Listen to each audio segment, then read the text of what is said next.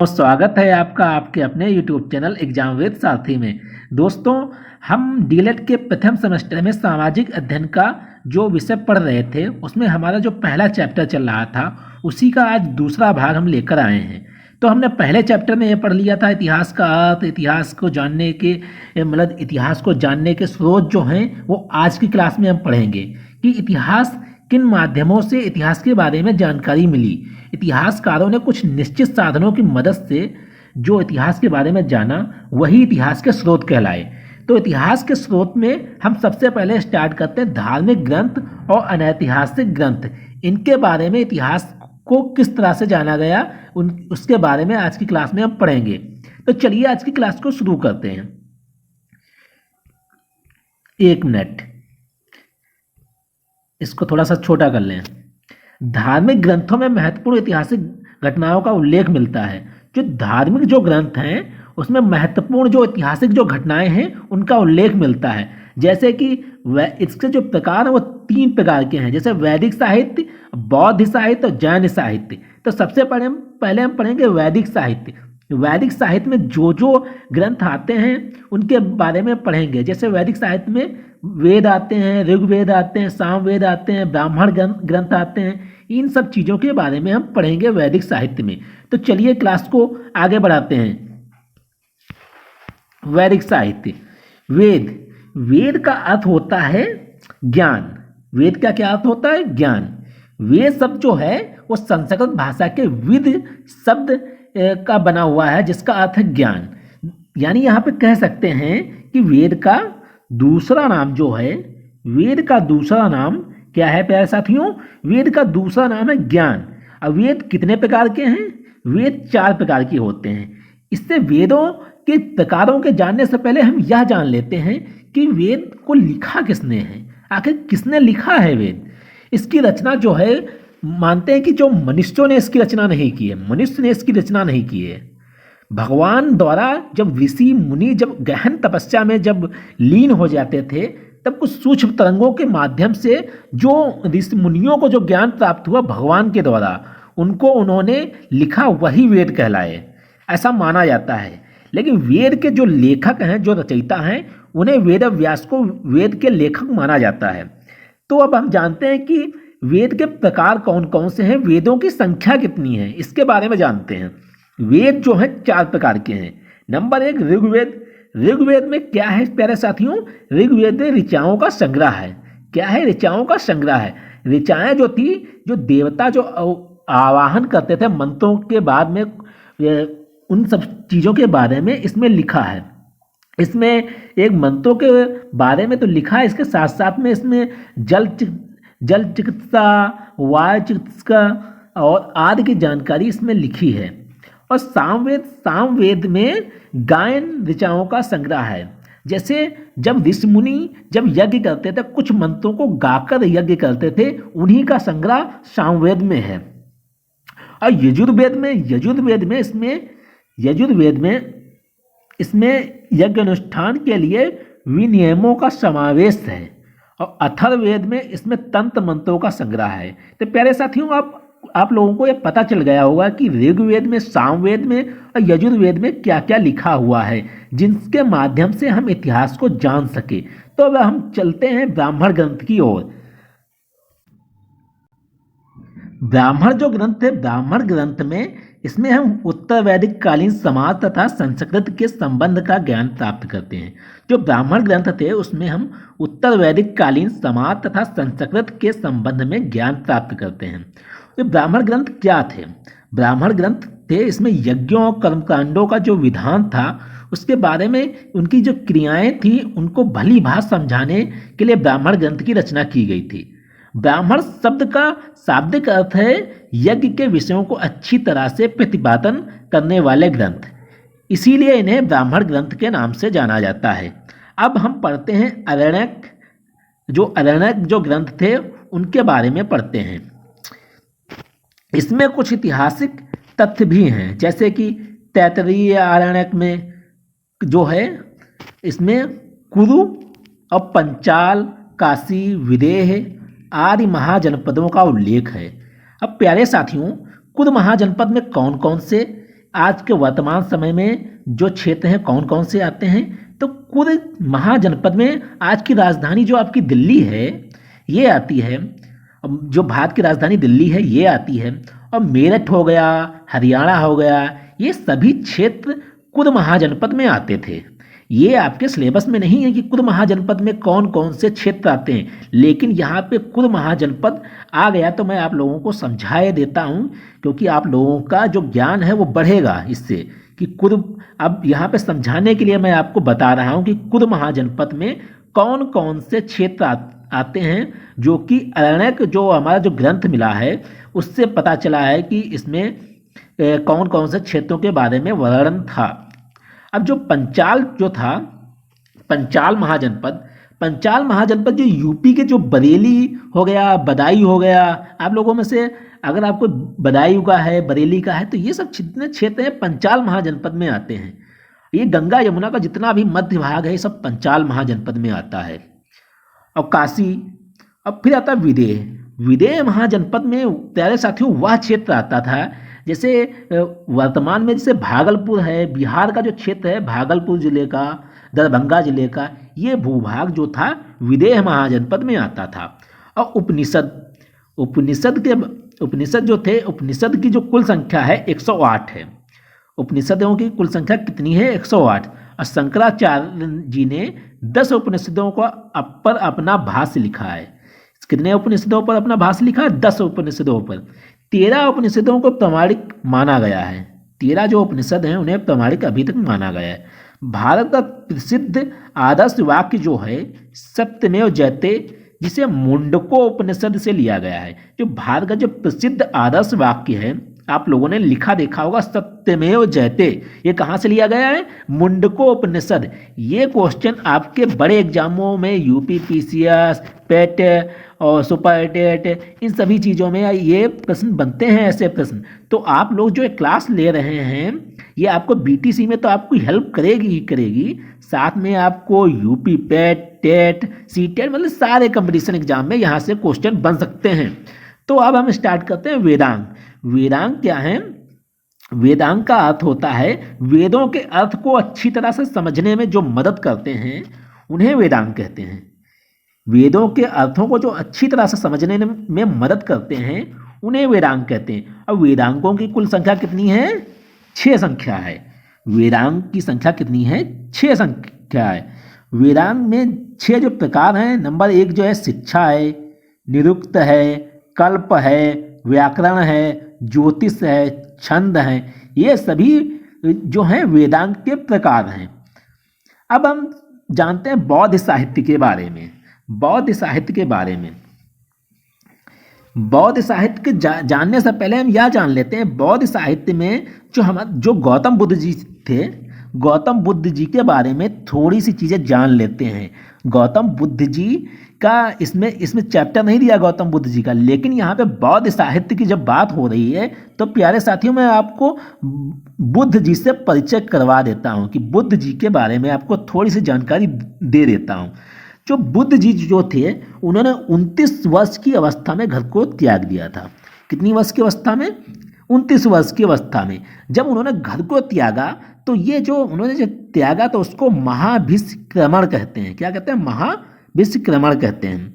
अब 35 वर्ष की अवस्था में उन्हें ज्ञान प्राप्त हुआ। 35 वर्ष की अवस्था में उन्हें जब ज्ञान प्राप्त हुआ, कहाँ उन्हें ज्ञान प्राप्त हुआ? निरंजना नदी के तट पर उन्हें ज्ञान प्राप्त हुआ। एक पीपल के पेड़ के नीचे उन्हें ज्ञान प्राप्त हुआ। उन्होंने जो पहला उपदेश दिया वह कहाँ दिया? वाराणसी में उन्होंने पहला उन्होंने जो पहला उपदेश जो दिया वह वाराणसी में दिया। और कुशीनगर में जो कि यूपी में है, उत्तर प्रदेश में है, वहाँ इनकी मृत्यु हो गई। तो प्यारे साथियों, जब ये बौद्ध साहित्य जो लिखा है इन्हीं के बारे में, इन्हीं के द्वारा दी गई शिक्षा के बारे में, गौतम बुद्ध जी के द्वारा दी गई शिक्षा के बारे में ही बौद्ध साहित्य में लिखा है। बौद्ध साहित्य को किसने लिखा? बौद्ध साहित्य को जो था इन्हीं के शिष्यों ने बौद्ध साहित्य को लिखा। इन्हें बौद्ध साहित्य को त्रिपिटक कहा जाता है। महात्मा बुद्ध के परिनिर्वाण मतलब जब उन्होंने शरीर को त्याग दिया उसके उपरांत आयोजित विभिन्न बौद्ध संगीतियों में संकलित की गई त्रिपिटक संभवतः सर्वाधिक प्राचीन है। सबसे सर्वाधिक प्राचीन ग्रंथ जो हैं बौद्ध साहित्य में जो त्रिपिटक हैं, जो सबसे प्राचीन धर्म ग्रंथ माने जाते हैं। जो त्रिपिटकों को जो संख्या है, नाम से ही लग रहा है त्रिपिटक यानी कि 3 पिटक। इनको हम जान लेते हैं। नंबर 1 सुत्त पिटक, नंबर 1 सुत्त पिटक, और नंबर 2 कौन सा है? विनय पिटक, नंबर 2 विनय पिटक। अब सुत्त पिटक को किसने लिखा है? ये क्वेश्चन आपसे पूछा जाएगा नहीं, लेकिन आप लोग जब पढ़ रहे हैं सुत्त पिटक के बारे में तो प्यारे साथियों सुत्त पिटक के बारे में भी जान लिया जाता है कि सुत्त पिटक को किसने लिखा था? आनंद। आनंद ने सुत्त पिटक को लिखा। आनंद जो थे ये महात्मा बुद्ध के बहुत ज़्यादा करीबी शिष्य थे, बहुत प्रिय शिष्य थे आनंद। और विनय पिटक शायद राहुल संकृत्यायन ने लिखा, मुझे कंफर्म याद नहीं है आ रहा है, लेकिन राहुल संकृत्यायन तो अभी के कवि हैं, अभी ज़्यादा उस टाइम के तो कवि हैं नहीं, लेकिन मुझे पहले साथियों ध्यान नहीं आ रहा है। मैं सर्च करके कमेंट बॉक्स में विनय पिटक के जो लेखक हैं उनके बारे में भी बता देता हूँ। वैसे आपके लिए जरूरी थोड़ा है विनय पिटक किसने लिखा, लेकिन मैं पढ़ा रहा हूँ तो आप लोगों को समझाने के लिए, या मेरा फर्ज बनता है कि मैं आप लोगों को बताऊँ, आप लोगों को एक्स्ट्रा नॉलेज दे सकूँ, ये मेरा फर्ज बनता है। तभी मैं आपको विनय पिटक के बारे में बता रहा हूँ किसने लिखा। जो अभिधम्म पिटक था, अभिधम्म पिटक जो था मोगली पुत्र ने लिखा है। मोगली ये पुत्र जो तिसा के कुछ थे, मुझे कंफर्म इसका भी नाम नहीं याद आ रहा है, लेकिन उन्होंने ही इसको लिखा है। अब हम जैन साहित्य के बारे में पढ़ते हैं। जैन साहित्य ये सब स्रोत हैं इतिहास को जानने के, इसीलिए हम इस क्लास में पढ़ रहे हैं। इसमें छोटे छोटे जो क्वेश्चन इससे बन सकते हैं, इसके बारे में हम जान लेते हैं। जो जैन साहित्य ने महावीर स्वामी जो थे, महावीर स्वामी का जब भी जैन साहित्य का नाम आता है तो महावीर स्वामी का नाम जरूर आता है। जो महावीर स्वामी थे उन्होंने 30 साल की अवस्था में अपना घर त्याग दिया था। कितने साल की अवस्था में? उन्होंने 30 साल की अवस्था में। अब 12 साल वो एकांत में रहे, उन्होंने ज्ञान प्राप्ति किया, बिल्कुल एकांत में रहे। सबसे पहले इनके कितने शिष्य बने? सबसे पहले इनके 11 शिष्य बने। 11 शिष्यों में जो थे कुछ ब्राह्मण थे, 9 ब्राह्मण थे उसमें। सबसे पहले इन्होंने धर्म परिवर्तन किया। और जो इन्हीं के जो जैन साहित्य में जो चीज़ें लिखी हैं उन्हीं के समकालीन चीज़ें लिखी गई। और महावीर जो स्वामी थे वो खुद एक राजा थे, राजा के पुत्र थे, तभी उस समकालीन जो राजा थे उनके बारे में भी जो जैन साहित्य है उनमें लिखा हुआ है, जिससे मुझे हम लोगों को इतिहास के बारे में जानकारी मिलती है। अब तक उपलब्ध जैन साहित्य प्राकृत एवं संस्कृत भाषा में मिले हैं। जो जैन साहित्य की जो भाषा थी प्राकृत और पाली भाषा में, उस टाइम ये भाषाएं यूज की जा रही थी, संस्कृत भाषा में मिले हैं। जैन साहित्य को क्या कहा था? जैन साहित्य को जिसे आगम भी कहा जाता है, जैन साहित्य को आगम भी कहा जाता है। इनकी संख्या जो थी 12 बताई जाती है, इनकी संख्या 12 बताई जाती है। तो अब हम स्टार्ट करते हैं ऐतिहासिक ग्रंथों के बारे में।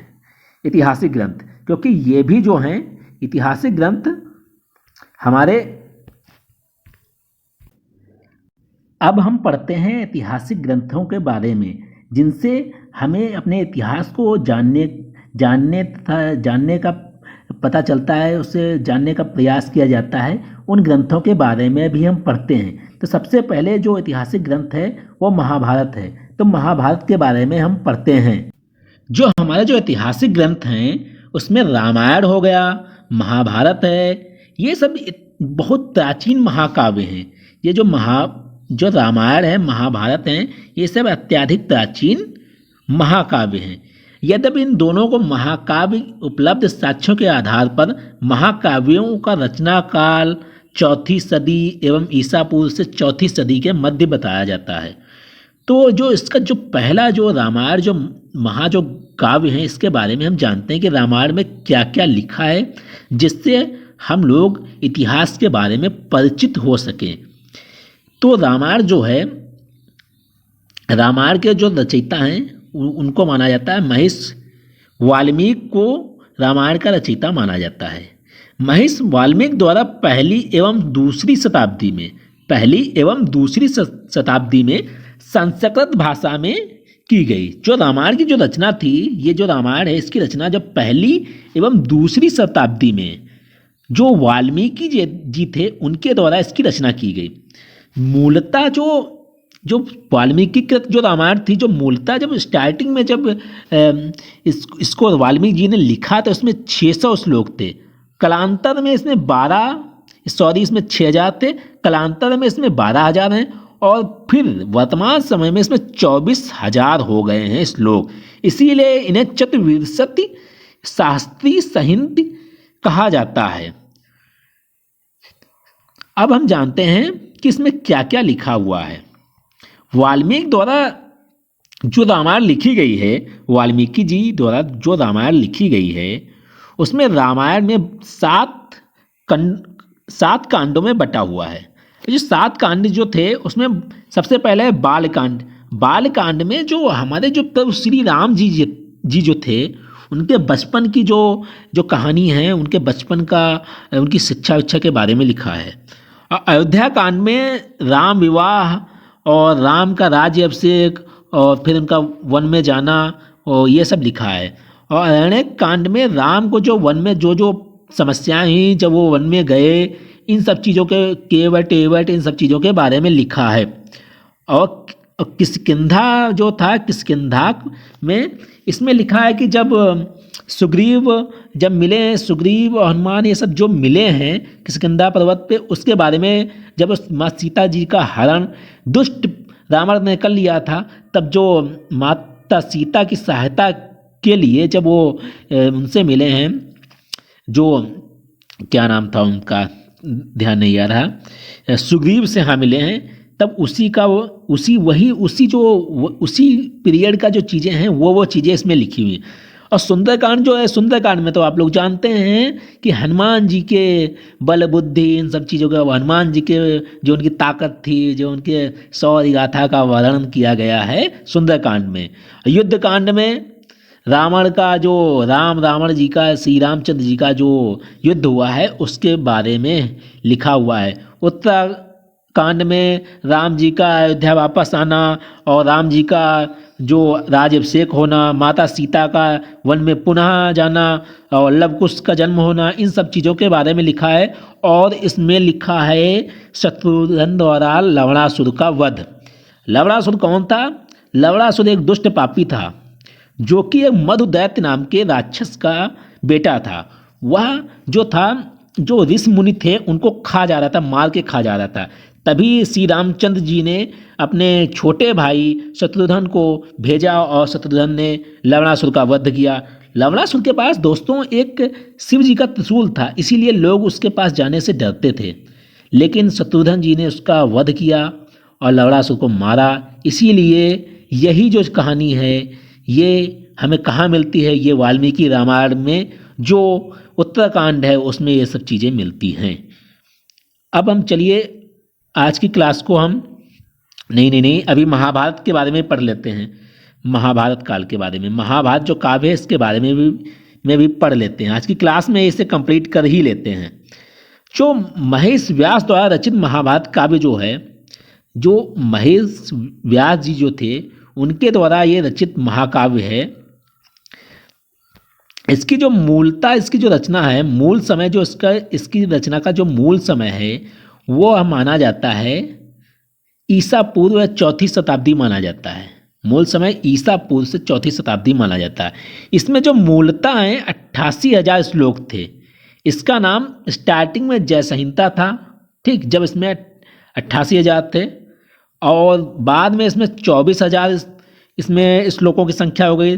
तब इसका नाम भरत के नाम पे पड़ा। जो गुप्त काल में श्लोकों की संख्या बढ़कर 1 लाख होने पर इसका नाम क्या पड़ गया? महाभारत कहलाया। ओके फ्रेंड, अब हम जानते हैं कि पुराणों के बारे में भी जानते हैं, क्योंकि पुराण भी एक इतिहास को जानने के स्रोत हैं। जो पुराण जो थे संभवतः 5वीं और 4वीं शताब्दी ईसा पूर्व पुराण अस्तित्व में आ चुके थे। कुल पुराणों की संख्या कितनी है? 18। पुराणों की संख्या लिखने को नहीं पूछता, बस इतना पूछता है कि पुराणों की संख्या कितनी थी, यही बस प्रश्न पूछता है। ब्रह्म पुराण हो गया, वायु पुराण, मार्कंडेय पुराण, ब्रह्म वैवर्त पुराण, स्कंद पुराण, पद्म पुराण, भागवत पुराण, अग्नि पुराण, लिंग पुराण, वामन पुराण, मत्स्य पुराण, गरुड़ पुराण, विष्णु पुराण और नारद पुराण, भविष्य पुराण, वराह पुराण, कूर्म पुराण और ब्रह्मांड पुराण। ये 18 पुराण थे। 18 पुराणों से इतिहास को जानने का जो स्रोत हैं ये पुराण, इनके बारे में इतिहास की जानकारी मिलती है। अब हम पढ़ते हैं अर्थशास्त्र के बारे में, क्योंकि अर्थशास्त्र के बारे में भी इतिहास को जानने की जानकारी मिलती है। कौटिल्य का अर्थशास्त्र तथा पतंजलि के महाभाष्य ग्रंथों का विशेष महत्व है, क्योंकि इनमें भारत की राजनैतिक, सामाजिक एवं आर्थिक जीवन के बारे में महत्वपूर्ण जानकारी मिलती है। अर्थशास्त्र में जो है उस टाइम के जो राजनैतिक, सामाजिक, आर्थिक जीवन जो था उसके बारे में मिलता है कि लोग कैसे रहते थे, किस तरह से अपना जीवन यापन करते थे, इन सब चीज़ों के बारे में इसमें जानकारी मिलती है। अब हम पढ़ते हैं हर्षचरित।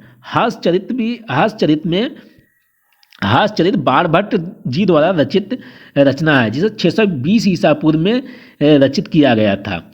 हर्षचरित की रचना 620 ईसा पूर्व में की थी। इसमें कन्नौज के शासक हर्ष का चरित्र है। हर्ष कहाँ के शासक थे? कन्नौज के। उन्हीं के बारे में इसमें चित्रण किया गया, उन्हीं का चरित्र चित्रण किया गया है। दोस्तों हमारे फ़ोन की बैटरी जो है 2% बची है, तो अभी हम पढ़ लेते हैं आज का जो चीज़ें हैं आज ही हम क्लियर कर लेंगे। बाकी एक इसका भाग और बनेगा, उसमें ये पहला जो चैप्टर है वो कंप्लीट हो जाएगा। मैं कम समय में, वैसे भी आप लोगों को कम समय में ज़्यादा से ज़्यादा नोट्स प्रोवाइड कर रहा हूँ। अब हम जानते हैं विक्रमादेव चरित्र। ये एक विक्रमादित्य के बारे में लिखा है, लेकिन इसका जो नाम है वो विक्रमांक देव चरित्र इसके नाम से इस किताब का नाम है। जो ग्रंथ लिखा है इसका नाम है। 12वीं शताब्दी के कवि विलहड़ ने विक्रमांक देव रचित रचना है। जो 12वीं शताब्दी के कवि जो थे विलहड़, उन्होंने विक्रमांक देव चरित्र की रचना की। ओके फ्रेंड, अब हम पढ़ते हैं राजतरंगिणी। ये अभी आपके यूपीपी में भी प्रश्न पूछा गया है कि राजतरंगिणी के लेखक कौन थे। बहुत इजी क्वेश्चन आया था और ये यहाँ पे भी क्वेश्चन है। ये क्वेश्चन ऐसे हर कंपटीशन एग्जाम में पूछे जाते हैं। कश्मीर के जो विद्वान थे कल्हड़ ने इस ग्रंथ की रचना की। कल्हड़ जी ने इस ग्रंथ की जो रचना की, जो कश्मीर के निवासी थे उन्होंने इस ग्रंथ की रचना की। कल्हड़ ने कश्मीर के राजवंशों का वर्णन किया है। उन्होंने कश्मीर के राजवंशों का वर्णन किया है। इसकी रचना जो थी 1148 ईस्वी में प्रारंभ हुई थी तथा महाराज जयसिंह के काल तक यह पूर्ण हुई। इसकी जो रचना थी प्रारंभ जो हुई थी 1148 में प्रारंभ हुई तथा महाराज जयसिंह के काल तक यह पूर्ण हुई। दीपवंश, महावंश भी एक ग्रंथ हैं। इनके बारे में भी इनसे भी इतिहास के बारे में जानकारी मिलती है। दीपवंश एवं महावंश में बौद्ध धर्म के महत्वपूर्ण ग्रंथ हैं। इन दोनों में सिंघल देव श्रीलंका के प्राचीन इतिहास का वर्णन है। इसमें प्राचीन इतिहास में सिंघल देव श्रीलंका के प्राचीन इतिहास का वर्णन है। इसके साथ साथ इसमें मौर्य सम्राट अशोक हो गए तथा उसके वंश के संबंध में इन ग्रंथों में पर्याप्त ज्ञान प्राप्त होता है। तो चलिए आज की क्लास यहीं पर समाप्त करते हैं और आपका जो एक और पार्ट आएगा इस चैप्टर का, और यह चैप्टर आपका कंप्लीट हो गया होगा। आज की क्लास आपको कैसी लगी आप कमेंट करके बताएं और यह जो वीडियो है अपने अन्य साथियों तक भेजें। फ्रेंड मेरी आवाज़ जो है थोड़ी सी क्लियर नहीं आ पा रही होगी क्योंकि मैं इस टाइम माइक